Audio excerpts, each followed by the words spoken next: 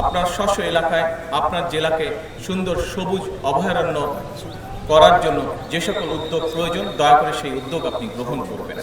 আজকে এখানে এলাকাবাসী উপস্থিত আছেন এবং একই সাথে মিডিয়ার মাধ্যমে দেশের বিভিন্ন প্রান্ত থেকে বহু মানুষ আমাদেরকে দেখতে পাচ্ছেন।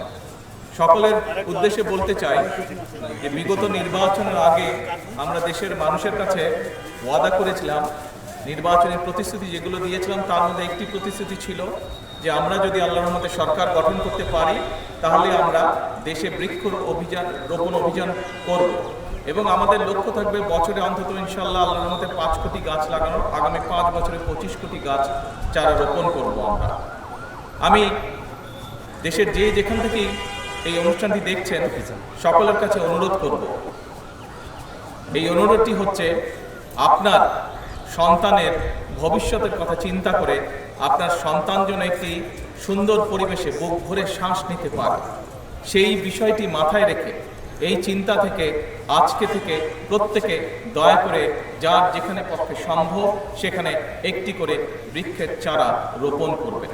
আমরা যদি এই বৃক্ষরোপণ অভিযানকে সফল করতে পারি তাহলে এতটুকু আমরা ধারণা করতে পারি যে আগামী দিনে আমাদের ভবিষ্যৎ প্রজন্ম একটি হলেও বুক ভরে পরিষ্কার শ্বাস নিতে পারবে। পাঞ্জাবের জগতে একটি বিশ্বস্ত নাম শাবাব এথনিক ওয়্যার। আসুন আমরা আমাদের ভবিষ্যৎ প্রজন্মকে একটি নিশ্চয়তা দেই, সুন্দর একটি পরিষ্কার, একটি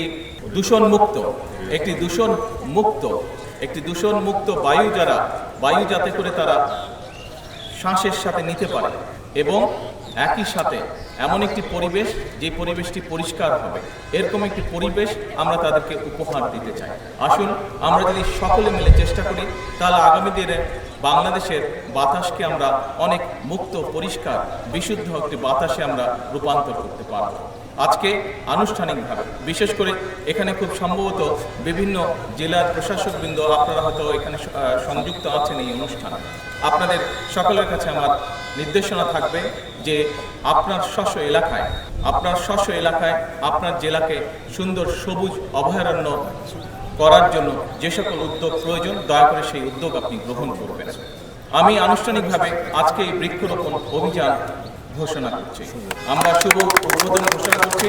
আমরা আশা করি, আমাদের ইচ্ছা, আমাদের প্রত্যাশা যে আমরা আগামী দিনে আমাদের ভবিষ্যৎ প্রজন্মকে তারা যাতে বুক ভরে মুক্ত শ্বাস গ্রহণ করতে পারে সেরকম একটি ইনশাআল্লাহ পরিবেশ আমরা গড়ে তুলতে পারব। আসসালামু আলাইকুম।